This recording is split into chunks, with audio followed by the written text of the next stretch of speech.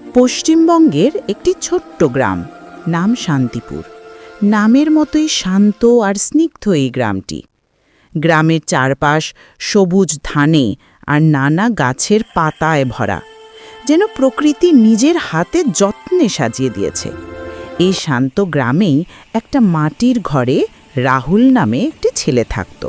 ছেলেটি ছিল ভারী অন্যমনস্ক, চোখে মুখে কিসের যেন গভীর চিন্তা।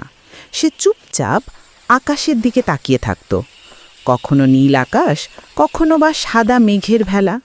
কি ভাবত রাহুল? সে ভাবত স্কুলের কথা, বইয়ের পাতার ভেতরের রহস্যের কথা, আর নতুন কিছু জানার আগ্রহের কথা। আসলে শান্তিপুরের আশেপাশে কোথাও কোনো স্কুল ছিল না, তাই প্রতিদিন খুব সকালে রাহুলকে তৈরি হতে হতো। তার কাঁধে থাকত স্কু ব্যাগ। গ্রামের কাঁচা রাস্তা ধরে সে হাঁটা শুরু করত। সবুজ মাঠ, ছোট ডোবা আর বাবলা গাছের সারি পেরিয়ে সে চলত। গ্রামের শান্ত পথের শেষে ছিল শহরের ব্যস্ত রাস্তা। রাহুল জানে এই হাঁটাটা সহজ নয়। রোদে অনেকটা পথ তাকে হেঁটে হেঁটে যেতে হতো অবশেষে স্কুল পৌঁছাতে। এই হাঁটা শুধু স্কুলে যাওয়ার জন্য নয়, এটা আমার স্বপ্ন পূরণ করার প্রথম ধাপ।